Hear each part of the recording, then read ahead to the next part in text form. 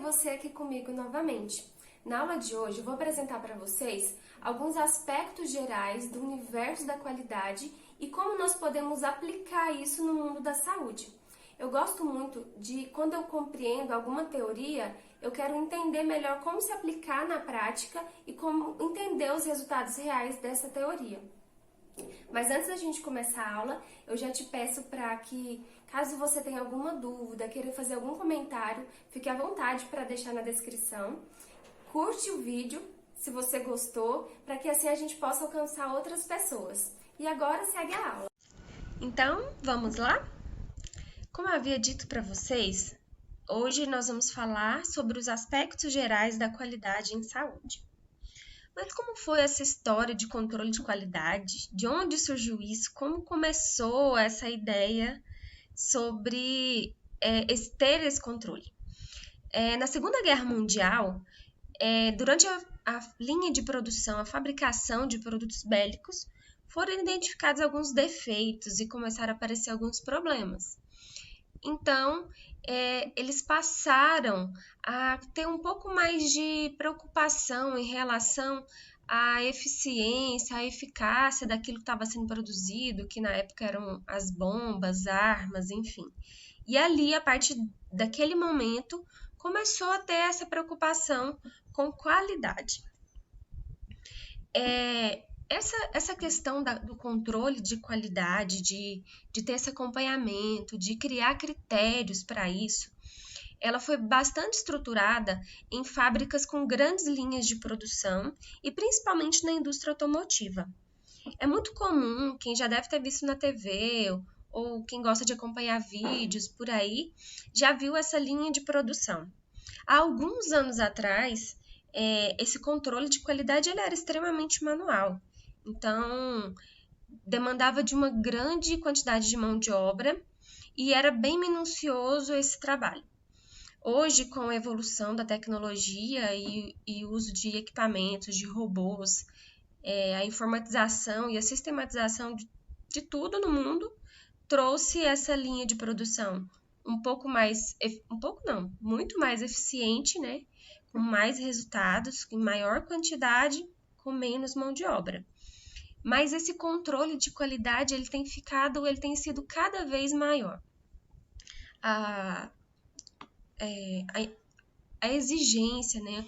Os padrões, eles mudam com o decorrer do tempo e o consumidor final, ou o cliente, ou a pessoa que vai receber algum produto ou serviço, ele está cada vez mais exigente em relação à qualidade. Mas o que é qualidade? Como a gente pode definir isso para entender um pouco melhor a esse respeito? Eu trouxe aqui alguns conceitos para vocês, que eu acho esses conceitos desses escritores um pouco bem fáceis de entender e da gente imaginar isso na prática. Então, o Edward, ele fala que a qualidade é a capacidade de satisfazer desejos. Então, se determinada pessoa tem o desejo X e você oferece para ela um serviço X, ela vai entender aquilo como sendo de qualidade e vai ficar satisfeita com a expectativa que ela havia criado em relação a isso. Então, a partir desse conceito de Edward, vem essa relação da expectativa versus a realidade. Então, quando a expectativa ela é igual à realidade, a gente entende que é um serviço ou um produto que é de qualidade. Agora, quando a expectativa ela é menor que a realidade, ou melhor dizendo, quando a realidade supera a expectativa, então a gente diz que isso é excelência. Como poderemos dizer? Alguém fala para você de um restaurante. Nossa, você precisa conhecer esse restaurante, que esse restaurante é muito bom. Eu fui lá e fiquei muito satisfeito. Você chega ali, né, esperando que realmente seja bom.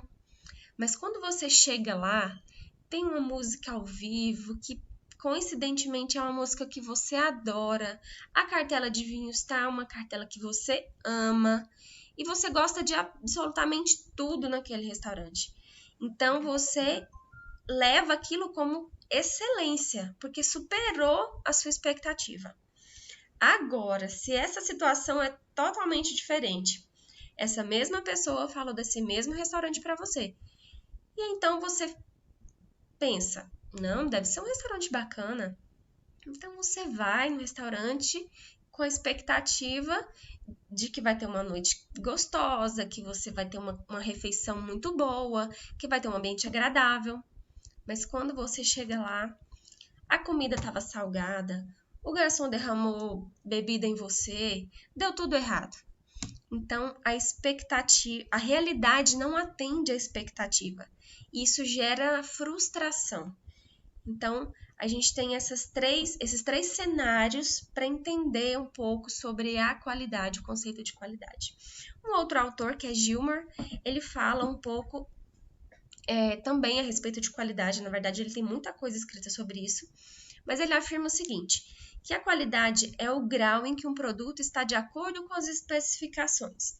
Então, existem determinados padrões, determinadas especificações, e esse produto segue tudo aquilo.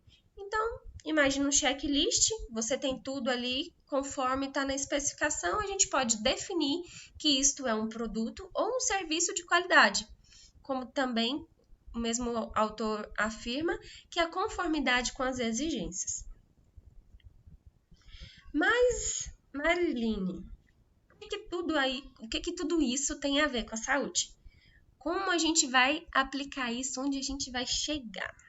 Vamos lá. Vamos entender um pouco. Eu vou trazer isso muito para o mundo hospitalar. Vamos tentar imaginar isso de forma bastante aplicada no universo, no mundo do hospital. Porém, tudo isso aqui ele pode se aplicar a qualquer serviço de saúde. Pode ser uma clínica de estética, pode ser uma clínica odontológica, pode ser clínicas em geral, serviços de saúde, fisioterapia, nutricionista, qualquer, como eu disse, qualquer empresa ou que oferece esse tipo de serviço, a gente consegue aplicar tudo isso e trazer tudo isso para a prática, né? Como eu havia dito. Então, vamos lá. São alguns critérios que são extremamente importantes e que eles precisam estar muito marcados na sua instituição. São eles, né? A acessibilidade, a eficiência, a oportunidade e a eficácia. Então, a acessibilidade, o que a gente pode falar da acessibilidade? A sua empresa, o seu hospital, ele é acessível?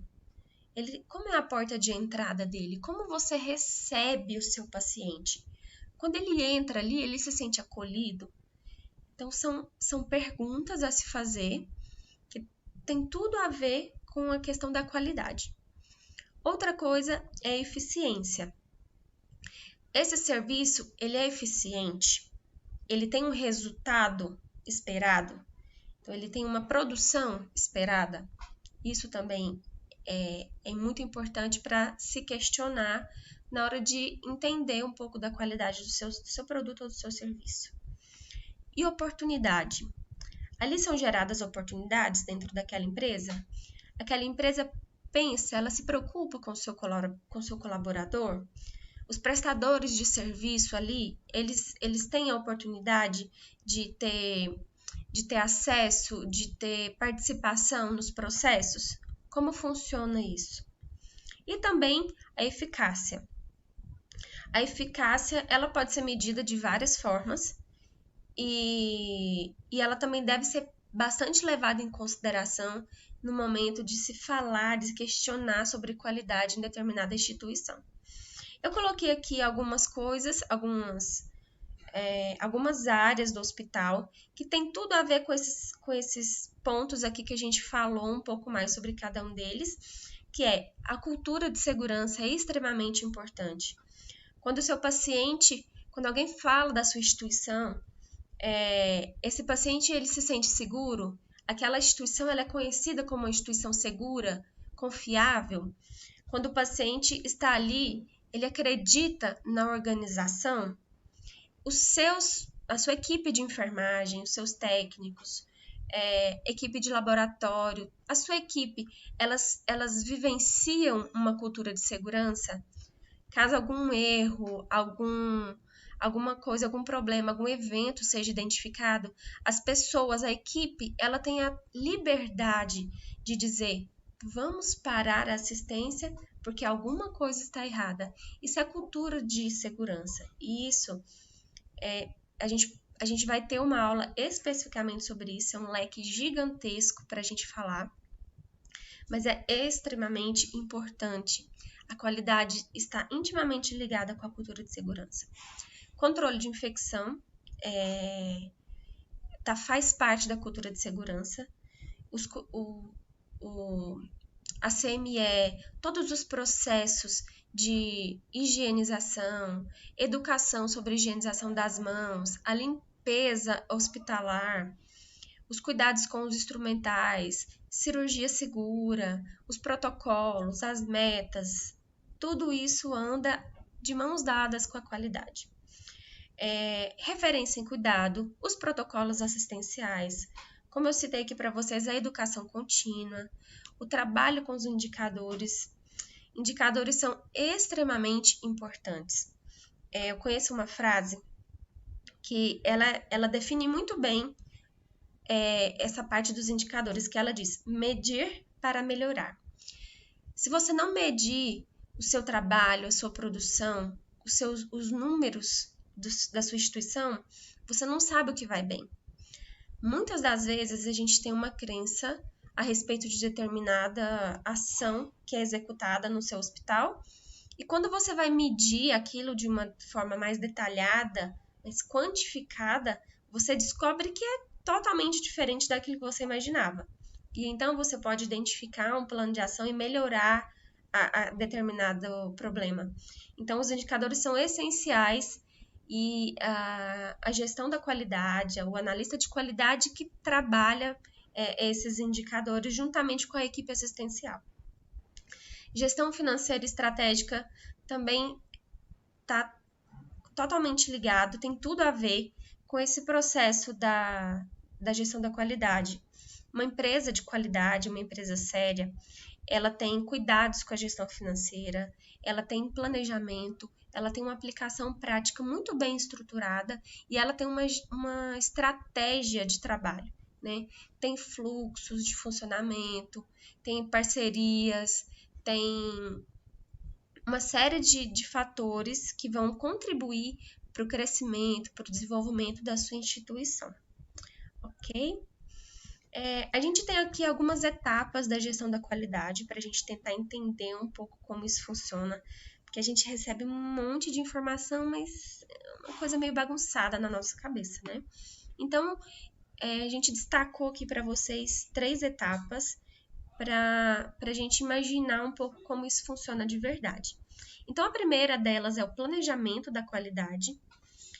O planejamento está envolvido em muitas coisas, né? Então, a gente pode dizer que é, né, traçar um plano de assistência, o que é importante para a sua instituição, quais são os valores da sua instituição, a missão, qual é o foco de vocês, qual é a base para a qualidade sair dali. Então, esse planejamento, a visão estratégica, o processo financeiro, contábil, tudo isso tem que estar muito bem detalhado para então a gente sair dessa base e até chegar na parte assistencial e até no retorno, a fidelização desse paciente. Depois que esse planejamento é realizado, a gente vai para a parte do controle da qualidade. O controle da qualidade nada mais é que acompanhar aquilo que você desenhou no seu plano. Pode ser por fluxo, vai utilizar indicadores, existem algumas ferramentas para esse processo. Então, essa parte de acompanhamento é o controle de qualidade. E depois disso, que você já executa esse controle, você acompanha, você tem as aferições, medições, verificações, então vem o processo do aperfeiçoamento. São detalhes a se melhorar continuamente. A qualidade é uma área que ela nunca tem fim, vamos dizer assim, porque é um processo contínuo, é um aprendizado dia a dia, vai errar um dia, vai acertar outro, mas é um acompanhamento e um aperfeiçoamento que ele dura eternamente, ok? Aí agora eu venho aqui, despejo esse caminhão de informações na sua cabeça. Meu Deus, e agora? Como eu vou fazer isso na prática? É muita coisa, são muitos detalhes. E aí você pode pensar, imagina um hospital geral. Imagina quantas cirurgias, UTI, pronto-socorro. Meu Deus do céu. Mas eu vou te dizer que é possível. Fique calmo, porque é possível.